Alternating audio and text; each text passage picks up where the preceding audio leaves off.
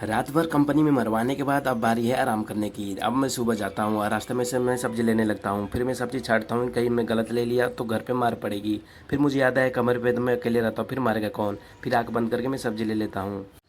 रास्ते में देखता हूँ कि एक कुत्ते को चोट लगी रहती है तो मेरे दिल में दया आ जाता है, यानी अभी इंसानियत जिंदा है। फिर मैं डॉक्टर के पास जाता हूँ और दवा लेके आता हूँ और कुत्ते के घाव पे लगा देता हूँ और पार्ले जी के 2-4 बिस्किट उसके खिला देता हूँ। फिर छत पे जाके देखता हूँ कि कुत्ता आराम से बैठ रहा होता है। अब इसे सुकून से बैठा हुआ देख के मुझे भी सुकून आता है। ये कुत्ता तो आराम कर रहा है और बारी है इस कुत्ते को आराम करने की। अब मैं दरवाज़ा अपना खोलता हूँ, आगे मैं देखता हूँ अपने इष्ट देव श्री कृष्ण को।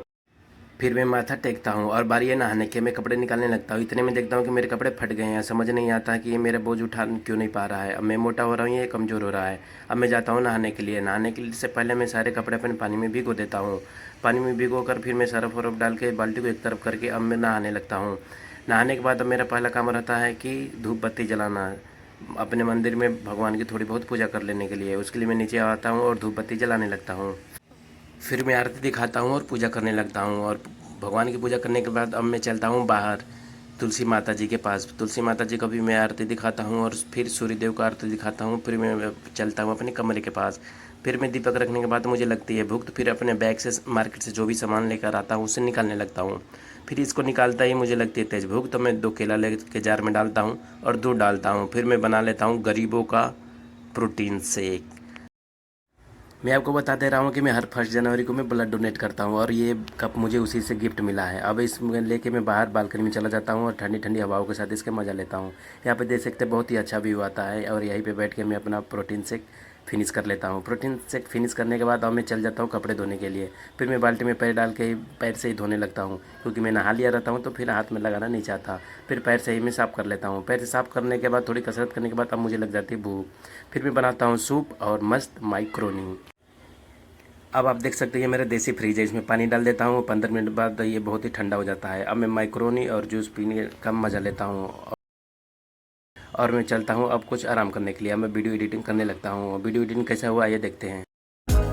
कि जिनके सपने हम देखते हैं वो भी सपने देखते हैं, चाहे कोई कितना भी अपना हो, पहले अपना देखता है। सजदा तेरा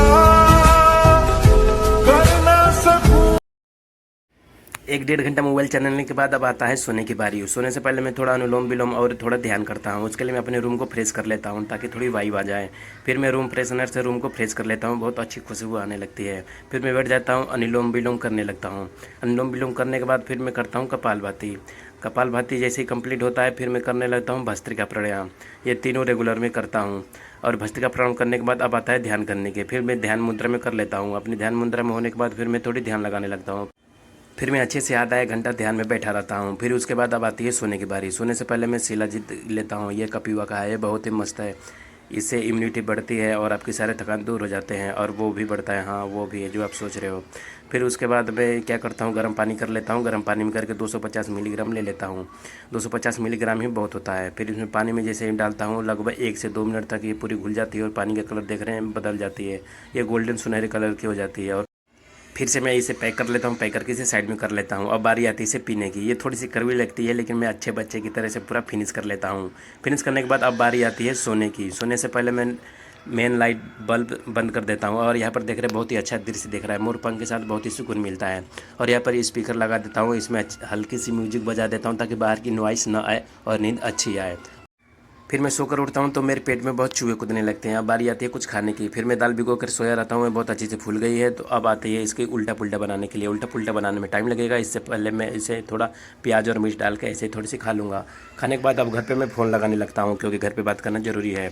अब मैं बात करने लगता हूँ और साथ में काम करने लगता हूँ। फिर कुछ मसाले लेके इसको फाइन पीस लेता हूँ, ग्राइंड कर लेता हूँ। अब यहाँ पर फाइन पीस लिया है, ग्राइंड हो गया। अब इसमें डालूंगा प्याज और मिर्च।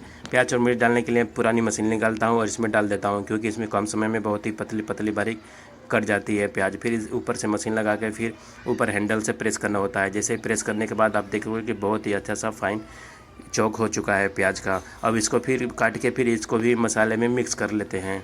अब जैसे ही प्याज बारीक फाइन चॉक हो जाता है इसको मसाले में मिला लेते हैं और मसाले में मिक्स करने के बाद अब आता है आटा लगाने की। आटा लगाने से पहले मैं सोचता हूँ कि पानी गर्म कर लूँ क्योंकि उसकी आवश्यकता पड़ेगी, इसलिए मैं पानी भर लेता हूँ और इसे गैस पे चढ़ा देता हूँ और ये गर्म होने लगता है। फिर मैं चलता हूँ आटा लगाने के लिए। आटा में थोड़े नमक डालता हूँ और कस्तूरी मेथी डालता हूँ और फिर हल्के हल्के पानी डाल के इसे फाइन और मुलायम और थोड़ा टाइट ही मैं आटा लगा लेता हूँ, फिर इसे गोल गोल गोले में बदल देता हूँ। अब आती है इसे बेलने के लिए। फिर रोटी जैसे छोटे छोटे में बेल लेता हूँ और इसके अंदर भर देता हूँ। फिर मैं मोमोज का आकार दे देता हूँ। ऐसे ही करके मैं सारे बना लेता हूँ। अब आता है इसे गर्म पानी में डालने के लिए। फिर मैं उधर जाके देखता हूँ तो पानी बहुत ही उबल रहा होता है। अब उबले हुए पानी में इसे डाल देता हूँ और ये लगभग 10 से 15 मिनट समय लगेगा। फिर एक एक करके सारा डाल देता हूँ और फिर अंत में इसे ढक लेता हूँ, क्योंकि 15 से 20 मिनट का समय लगेगा। तो फिर मैं चलता हूँ चटनी बनाने के लिए। चटनी बनाने के लिए मैंने लिया है मूँगफली, मिर्च और लहसुन। फिर इसका एक बारीक पेस्ट बना लेता हूँ। फिर थोड़ा थोड़ा पानी डालकर पीसने लगता हूँ। फिर देखता हूँ बहुत ही अच्छी चटनी तैयार हो जाती है। जब तक चटनी बन रहा था तब तक मैं देखता हूँ उल्टा पुल्टा तैयार हो गया है। उसे निकाल के छोटे छोटे पीसों में काट लेता हूँ और इसका स्ट्रक्चर देख सकते हैं, बहुत ही लाजवाब दिख रहा है। बस अब तो ऐसा ही मन कर रहा है जल्दी से खा लो, पेट में के चूहे बोल रहे तुरंत जल्दी इसको अंदर डालो।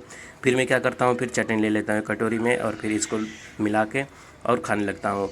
और चटनी भरपूर मात्रा में लेता हूँ और इसके भाई साहब टेस्ट बहुत ही लाजवाब लगता है। फिर खाने के बाद मन बिल्कुल मस्त लगने लगता है और सुकून आने लगती है।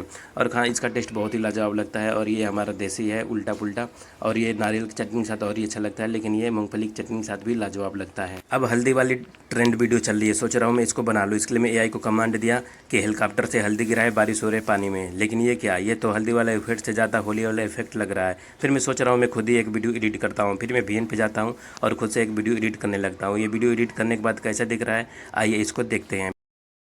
और तुम्हें वो सब मिलेगा जिसके तुम हकदार हो। तो बस तब तक सब्र और शुक्र करते जाओ।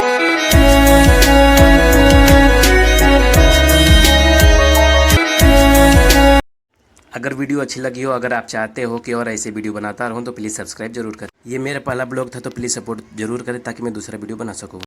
और हाँ, वीडियो का कौन सा पार्ट आपको